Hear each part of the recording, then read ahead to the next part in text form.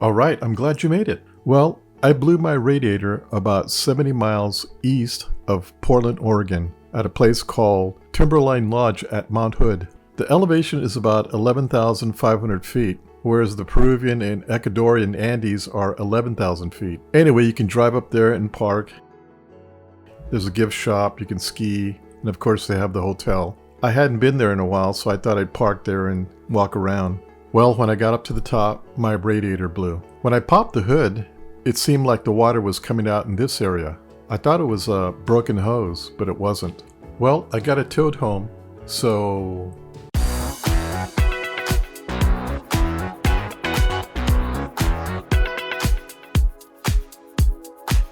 Let's take a closer look.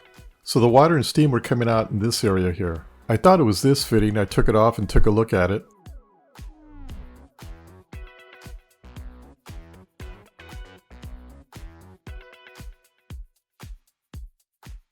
There's a lot of O-rings here. This belongs to the oil cooler. Everything looked good, but then when I went on YouTube and did some investigating, I found out typically these radiators break in this area.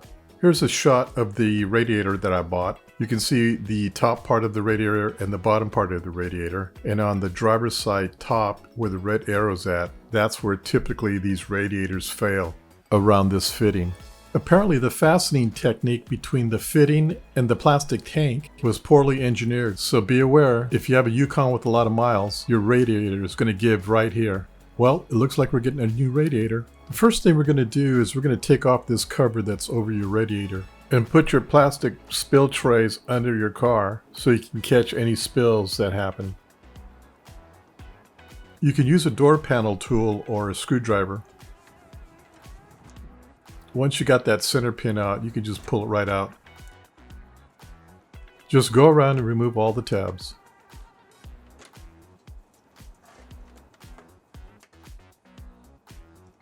Go ahead and remove the cover and set it aside. With an 8mm socket, go ahead and remove this top engine cover. Go ahead and set it aside.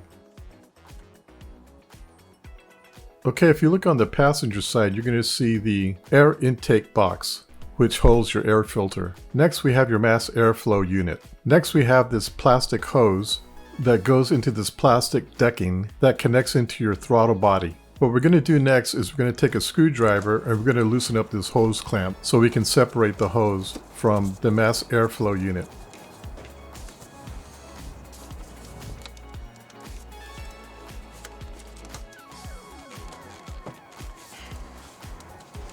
If you can't get it out, go ahead and go to your throttle body and loosen up that hose clamp. Remove it from the throttle body and you'll get better leverage to loosen up and remove the other end. For some of you, this may look a little intimidating, but trust me, this is nothing. All it is a big plastic duct with two hose clamps on the ends.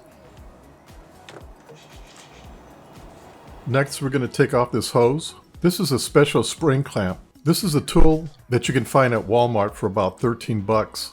This tool will remove this clamp. If you don't have that tool, use this NASCAR tool, pair of vice grips.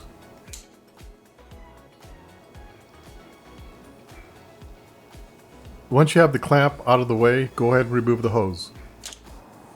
Next, we're going to use this door panel tool to remove the clip that's holding the hose from your electric fan housing. You can find this tool at Harbor Freight for about 5 to 8 bucks. They're pretty handy, especially if you're working on door panels. But if you don't have one, just use a large flat screwdriver.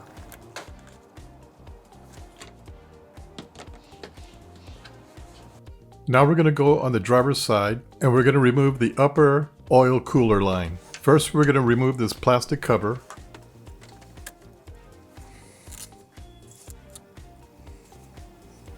Then what I used was 2 picks from Harbor Freight and removed the clip. Be very careful, this clip will snap and you'll lose it.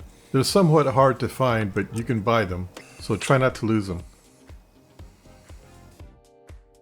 Now we're going to go on the passenger side and we're going to do the same thing. You're going to remove this hose where the red arrow is at. Once you have that removed, next you're going to remove the the upper transmission cooling line. Again, be careful not to lose the clip. You'll find that the fittings for the transmission lines are smaller, so your clips will be smaller.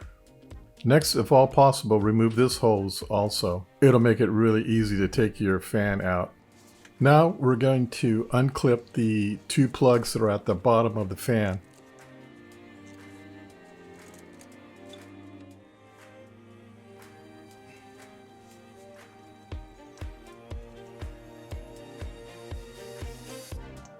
Once you have both of them unplugged, right where the wires join, there's another clip. It's clipped onto the fan housing. You may have to remove that also. You'll see it right here where the red arrow's at. Now to remove your fan, we're going to need to remove two 13mm bolts. One here and one here.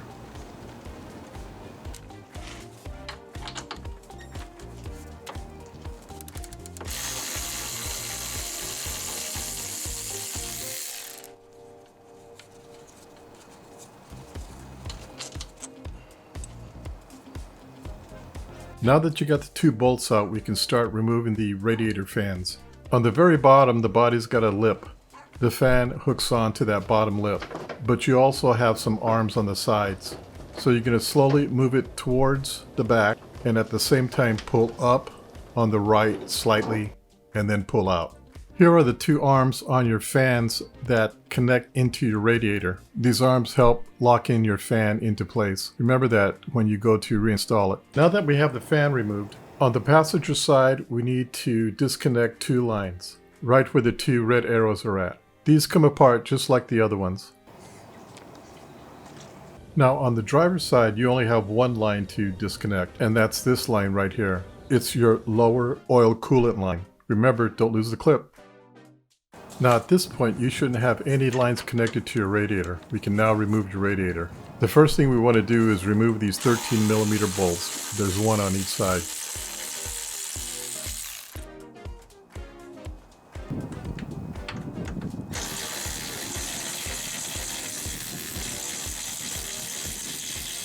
At this point, now we can go ahead and remove our radiator. If it doesn't feel like it's pulling out, you'll probably have to play with these rubber grommets. You'll see here the radiator pops out. You got a couple of plastic pins on the bottom of the radiator that hold the radiator into the body at the very bottom. What you're going to do first is you're going to make the top of the radiator move out or towards the back of the car, and then you're going to pull up.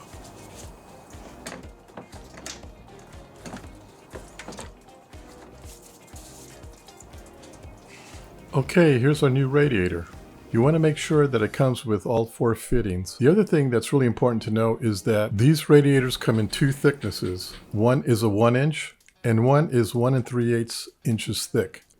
The 1-inch radius thickness is for your average Yukon, but if you have the Yukon XL that has a air conditioner and a heater in the back, then you want the 1 3/8 thickness. Remember that. So make sure when you replace your radiator you have the same thickness as the original one that you pulled out.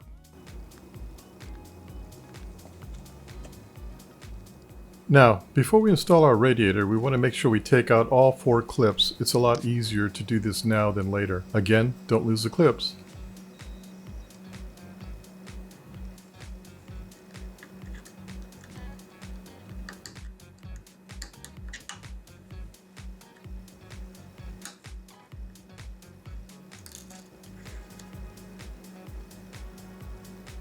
Okay, once you got all four clips out, we're going to look at these cushions. You're going to have two of them. When you pull your radiator out, these may pop out. You're going to want to put them back on the frame. Don't put them on the radiator. You want the large rubber area on top. You can see the round pins at the bottom of the radiator tanks. That's where those pins go into that rubber grommet.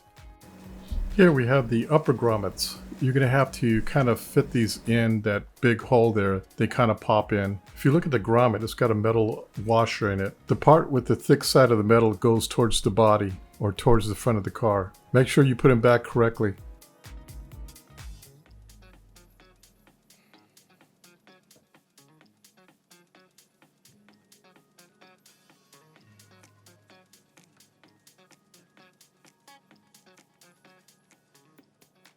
As you're maneuvering your radiator in, be careful not to bend any of the fins. Alright, it's time to put our radiator in. As you put it in, make sure you put those pins at the bottom of the tanks into that grommet holes in the bottom of the frame.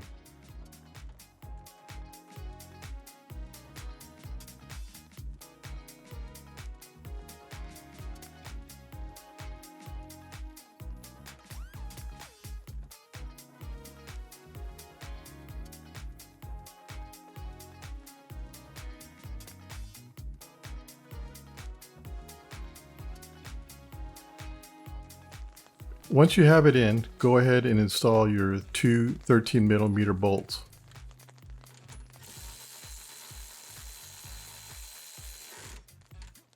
Once we have the radiator screwed in, now on the passenger side we want to connect these two lines, the ones with the red arrows. Again, be careful when putting back the clip not to lose it. Now on the driver's side, we're going to go ahead and connect the lower oil cooler line. Okay, now that we got the three lower lines connected, we can now start installing our fan. If you notice, the fan has a slot right here. There's three of them on the bottom. Those three get connected down here on this metal edge.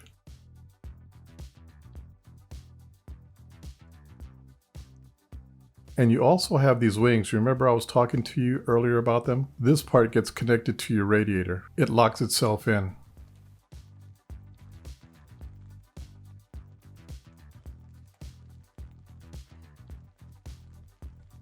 It looks like I'm having a little trouble dropping it in, but I'm really not. It just drops right in.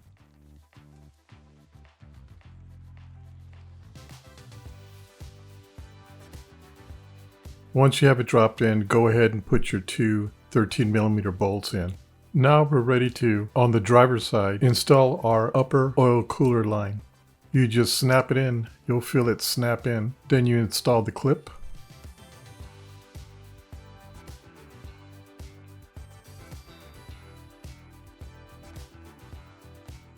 Then slide your protective cover over it. Now we can install the hose on top of it.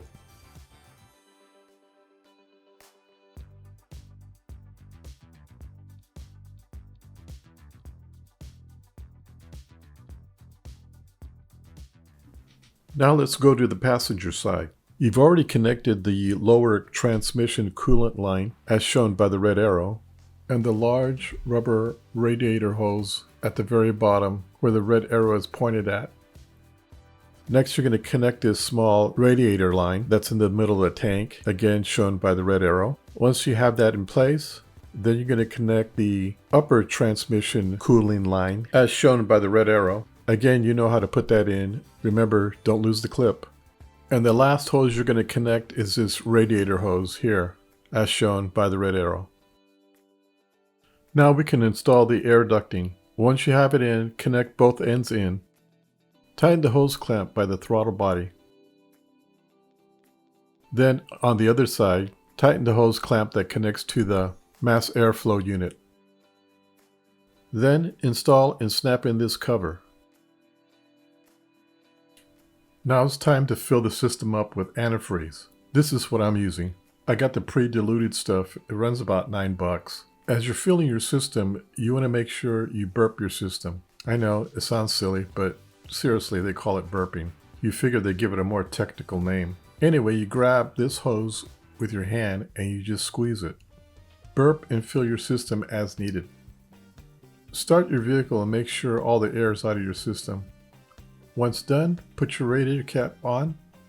Look under your car and make sure you don't have any leaks anywhere. Keep an eye on your radiator fluid level and make sure you don't have any leaks underneath for the next week or so, just to make sure you don't have any problems going on.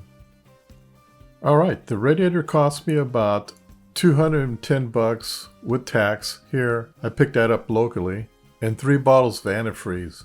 So let's just say it cost about $250 to do it yourself. Now if your vehicle uses the 1-inch diameter radiator, you can knock off about $100, so that one would cost about $150 to $160 to do that repair. But either way, if you do it yourself, you're going to save tons of money. Oh, and by the way, this video, I can't believe how many times I said the word radiator. Okay, I hope you enjoyed this video. Please like and subscribe, and of course hit the bell. Until then, we'll see you at my next video. Bye!